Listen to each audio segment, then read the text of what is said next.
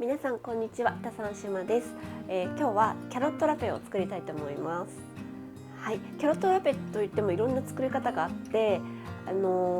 さっとドレッシングで合わせたような感じのもあれば、いろいろ具材が入ったり、フルーツとか、レーズンとくるみとか、よくあるんですけど、そういうナッツと組み合わせたり、ハーブを入れたり、ツナを入れたり、いろんなキャロットラペあるんですけど、今日は一番すごくシンプルな日持ちのする作り方で作りたいと思います。はい、それでは始めます。材料なんですけど、今日はちょっとキャロットラペ作る時はすりおろす作業があるので、太めの人参を選ぶ方がいいと思います。今日スーパーで一番太いのを選んできたんですけど、ちょっとちっちゃいかなって感じです。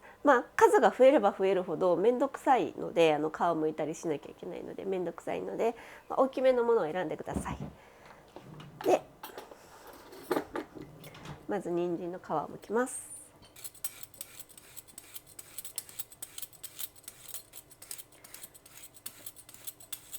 そしたらヘタを落として、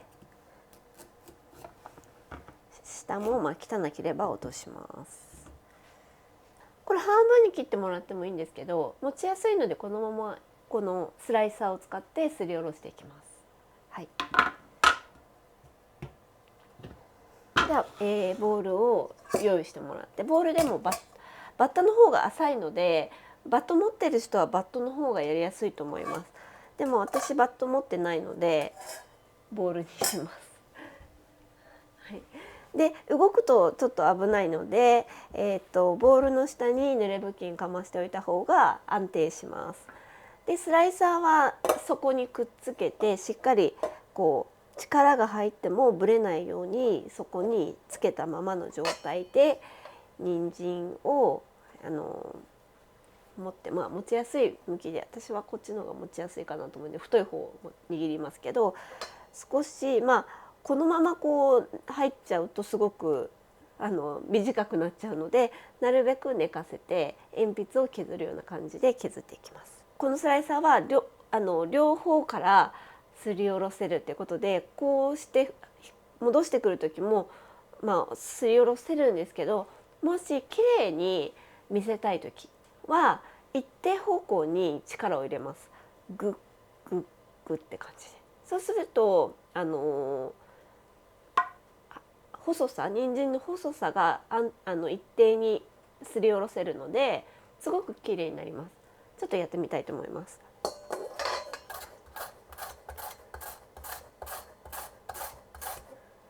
で、ちょっとグッと押す感じで力を入れてあげると、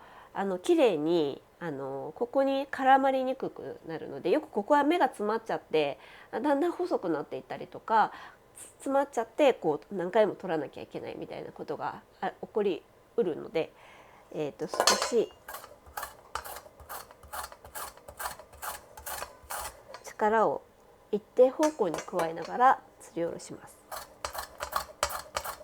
で、ボールを途中でこうやって向きを変えてあげると、ここだけにたまることがないので、詰まってこないので、たまにボールの位置を変えながら、で人参の方も、向きを回して変えていきながらやっていくと平均的に削れていくので。では、この先っちょの方なんですけど、怖いと思うので、自分が大丈夫って思うとこぐらいまででストップして、あとは包丁で切ってここに入れるか、もしくはうちはロマンが食べてくれるんでロマンにあげたいと思います。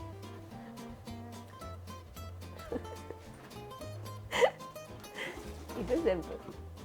何でももらうよ。ここに塩をするんですけど、この塩がすごく大切なので、ちょっと、今3本で、大きめの3つまみぐらいちょっと入れていきたいと思います。1、3で、最初はその塩の感覚ってわからないと思うので、なんとなくやるしかないっていう感じなんですけど、だんだんこの人参の量だとこのくらいかなっていうのを掴んでいってほしいなって思うんですけど、人参って結構その季節によってすごい水分の量とかが変わってきたりして、同じ人参3本でも結構塩の量は変わると思います。水分が抜けると割と濃く感じだったりするので、なのでちょっと様子見ながら、塩の分量を掴んでいってください。割としっかりめにしておきます。でこの人参の水分を抜くための塩と味付けのための塩の2つの意味があるので、しっかりここで塩を揉み込んで、時間がある人は少し5分から10分ぐらい置いておくと自然と水が出てきます。でもし今すぐ作りたいっていう人は、時間がないよっていう人はこのままこういうふうに体重をかけてこうやって揉んでいると水分出てきます。で今、結構しんなりしてきました。で、じわっとこう人参を避けた時にボウルの底に人参の汁が出てきてるぐらいまでは、放置するか、それとも、もみするかして、そこまでちょっと待ってください。で今度この出てきた水分を絞っていくんですけど、その前に味を確認します。でちょっとだけこうギュッと絞ってもらって、水分を抜いた状態で、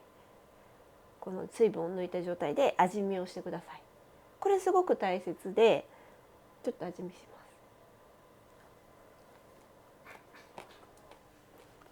ちょっと待って。でここでもう美味しいって思えるくらいの塩分にしておきます。で今ちょっと食べて少し薄いなって感じがしたので、今足しておきます。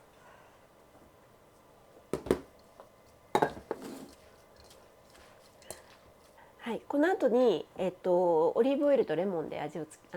風味を足していくんですけど、油が入った後に油が入った後に塩を入れても塩は油に溶けにくいので結構味が分かりにくくなってしまうので、何日か少し時間が経って食べると濃かったとかそういう感じになってしまうので、今何にも入ってない状態の時に塩分量をバチッと決めておきます。そうすると結構時間が経ってもあまり味がぶれることなく美味しく食べれるので、しっかりここで塩の量を決めます。じゃあもう一回味見します。一回ちょっと絞ってもらって、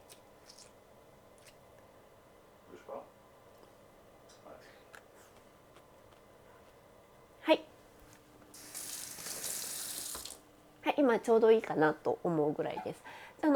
塩分の濃さちょうどいいなっていうその具合は人によって違ってくると思うし、お漬物よりもちょっと優しいぐらいだけどしっかり塩味を感じるぐらいの量がいいと思います。はい、でも自分がちょうどいいと思ったらそこでいいので、はい、ちょうどいいぐらいにしてください。はい、そしたら今度この水分を絞っていくんですけど、さっき学んだ人参を切ったまな板があるのでそれを使って、両手でもう思いっきり絞ります。ボール状になるぐらいまで水分を抜きます。これを繰り返して、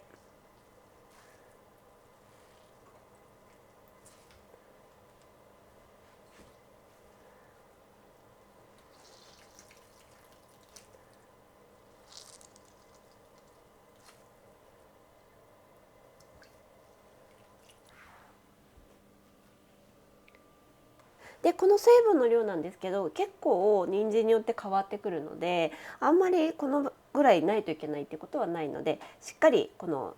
絞った状態にしてください。そしたらこの、人参をボウルに戻して、ここにレモンを絞っていきます。でレモンは皮が硬かったりすると絞りにくいので少しこう押さえてあげて絞りやすくしておきます。ちょっと酸味は好みなので様子見ながら味見をしながら決めてください。量は私は結構酸っぱいの好きなので1/2個分入れます。あとレモン1個って言ってもすごく皮が厚いレモンとか取れるそのレモン汁の量ってだいぶ違うので、はい、そしてオリーブオイルを入れていきます。オリーブオイルの量も好みで大さじ3、4倍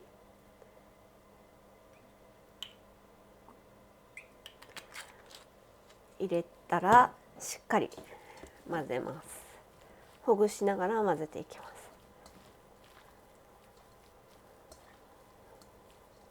そしたらここでもう一度味見をしてもらって、オイルの量とレモンの酸味の量をもう一度確認して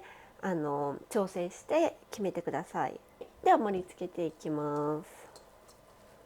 今ちょっと私味見て酸味が少なかったのでレモンもう少し足しました。はい、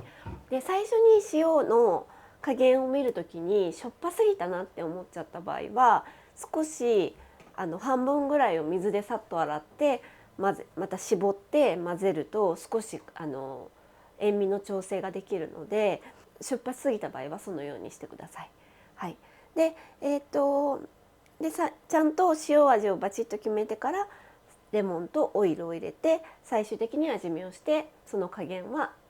調整してください。はい、でここにナッツ入れたりとか、本当にレーズン入れたりハーブを入れたりとかツナを入れたりとかしていろんな好きなものを混ぜてアレンジしてもらってもいいですし、この状態で結構水分を抜いているので、時間が経っても 2,3 日経っても同じ状態のままキープできるので、割とさっとあえただけのキャロットラペって水分がどんどん出てきちゃって水が出てきちゃって味が薄まっちゃったりとかしやすいので、こういうふうに作っておくと何日経っても味が変わりにくいので、そうすると2日目はじゃあツナ入れて食べようとかで、お弁当に入れるからなんかちょっとアクセントになるものを一緒に入れようとか、そういう感じの使い方もできます。はい、今日はちょっとキャロットラペとして食べるのでお皿に持っていきたいと思います。